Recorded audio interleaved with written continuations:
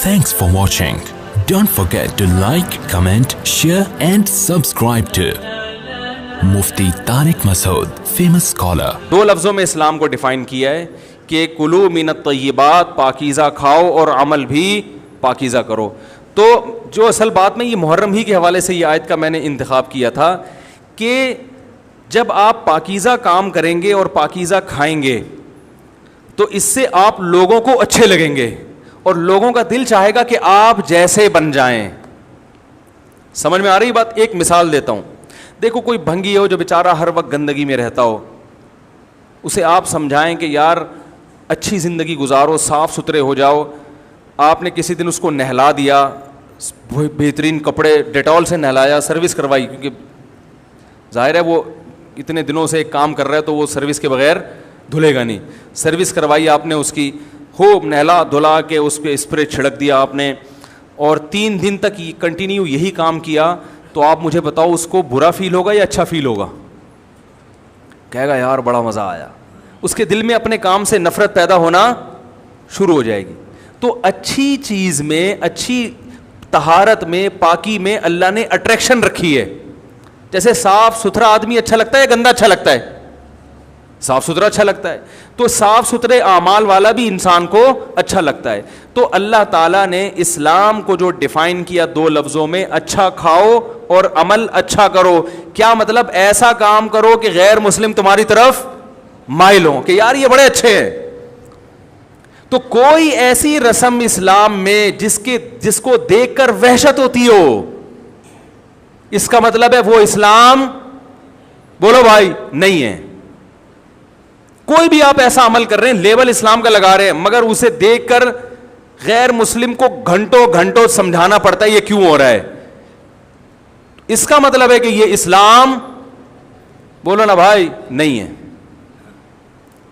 تو آپ مجھے بتاؤ محرم میں جو کچھ ہو رہا ہے, کیا یہ غیر مسلم کو اسلام کی طرف مائل کرے گا؟ یہ عمل ہے بھائی.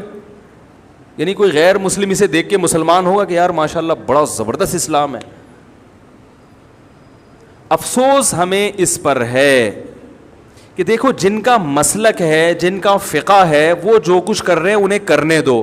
اپنے بارے میں یہ فیصلہ کرو کہ ہم سنی ہیں یا شیعہ ہیں. فرقے شروع سے چلے آ رہے ہیں نا, شیعہ اور سنی, ختم کرنا تو ممکن نہیں ہے. تو حضرت عیسیٰ علیہ السلام جب نازل ہوں گے تو تلوار کی زور سے تمام فرقوں کو ختم کر دیں گے.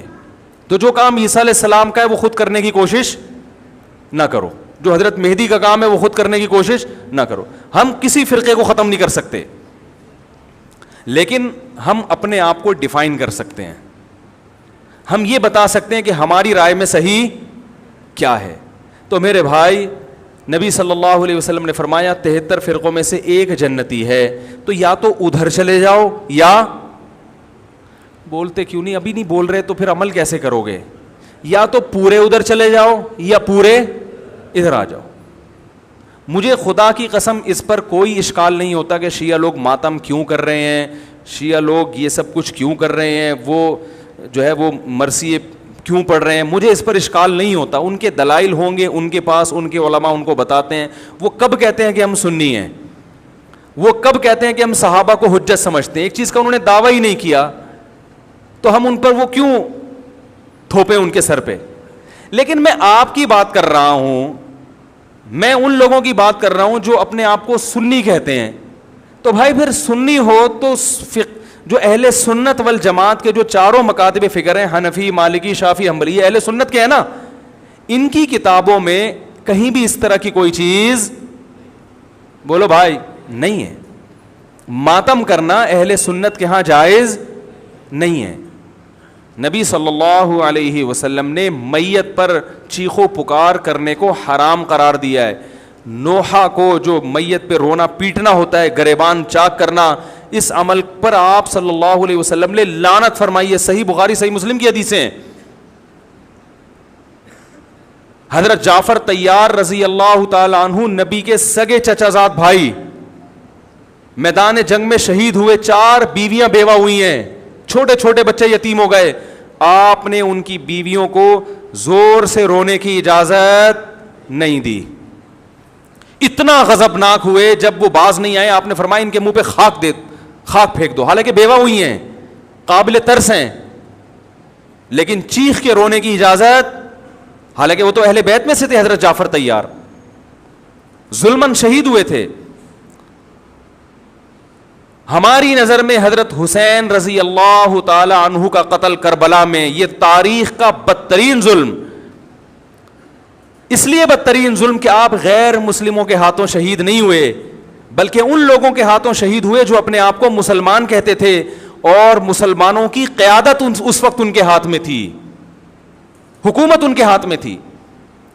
لیکن اس ظلم پہ اہل سنت والجماعت کے ہاں, جو سنی ہیں, ان کے چاروں مکاتب فکر کے ہاں نہ رونے پیٹنے کی اجازت, نہ نوحہ کرنے کی اجازت, اور نہ میرے بھائی ماتم کرنے کی اجازت. میرے بھائی آپ لوگ اللہ کا واسطہ محرم میں مرثیے نہ لگائیں. ہر گاڑی میں کوئی نوحہ چل رہا ہے, کوئی شیعہ ہے تو ٹھیک ہے وہ کرے, سنیوں پہ یہ کام زیب نہیں دیتا, کیونکہ یہ منافقت ہے. پتہ ہی نہیں چل رہا آپ ادھر ہو یا آپ ادھر ہو, آپ کا مسلک کہیں نہیں پتہ چل رہا. ہمیں ایک مسلک کو فالو کرو. ہمارے ہاں محرم منحوس مہینہ نہیں ہے, ہمارے ہاں محترم مہینہ ہے, مبارک مہینہ ہے. امہات المومنین میں سے بعض کی اس مہینے میں شادی ہوئی ہے. ہم شہادت کو نحوست نہیں سمجھتے. 10 محرم پہلے سے مبارک تھا, حضرت حسین کی شہادت کی وجہ سے اور مبارک بن گیا, منحوس نہیں بنا. شہادت مبارک عمل ہے, منحوس نہیں ہے. ہم اس مہینے میں کالے کپڑے نہیں پہنیں گے, ہم اس مہینے میں خوشیاں منانے کو جائز سمجھتے ہیں. لوگ کہتے ہیں ان کو حسین سے محبت نہیں ہے. محبت کا جو طریقہ حسین نے بتایا اس طریقے پہ عمل کرنا حسین سے محبت ہے. جو طریقہ حسین سے ثابت نہیں ہے اس طریقے پہ محرم کو منانا یہ محبت کا طریقہ ہماری رائے میں نہیں ہے. سمجھ میں آ رہی ہے بات کہ نہیں آ رہی ہے؟ اور ایک میں وضاحت کر کے بیان کو ختم کروں. بھائی یہ کوشش کریں گے نا اس کی, محرم نہ منحوس مہینہ ہے, نہ اس میں بلائیں نازل ہوتی ہیں, اس میں خوشیاں منانا بھی جائز ہے, اس میں نکاح کرنا شادی کرنا بھی درست ہے. یہ جو مشہور ہے محرم کی شادی ناکام ہوتی ہے 100% غلط ہے. جو شیعہ حضرات ہیں وہ بچیں اس سے. ہمارے ہاں یہ بالکل اس کی اجازت ہے, آپ محرم میں نکاح بھی کریں, محرم میں آپ اپنے بچوں کا عقیقہ بھی کریں, آپ اس جو ہے جو بھی خوشیاں ہیں آپ اس کی کریں, تاکہ اسلام کا جو رخ ہے نا, اسلام میں کوئی مہینہ منحوس نہیں ہے, تاکہ غیر مسلموں کے سامنے کم از کم ہماری طرف سے جو اسلام پیش ہو وہ یہ والا ہو, ان کی طرف سے وہ والا ہو. غیر مسلم کے پاس آپشن ہو کہ بھائی دیکھ لو ان میں جو اچھا لگتا ہے وہ والا اسلام آپ فالو کر لو, لیکن آپ بھی ویسے ہی بن گئے تو پھر اسلام کا ایک رخ جائے گا ان کے سامنے. سمجھ رہے کہ نہیں سمجھ رہے؟ تو اس لیے یہ گھروں میں مرثیے نہ لگایا کریں. میتوں پہ نوحہ کرنا, غم منانا ہماری شریعت میں پسندیدہ. 3 دن تک تعزیت ہے بس, اس کے بعد نہیں. اور عورت کے لیے شوہر کے مرنے پر 4 مہینے 10 دن عدت ہے. Thanks for watching. Don't forget to like, comment, share and subscribe to Mufti Tariq Masood, famous scholar.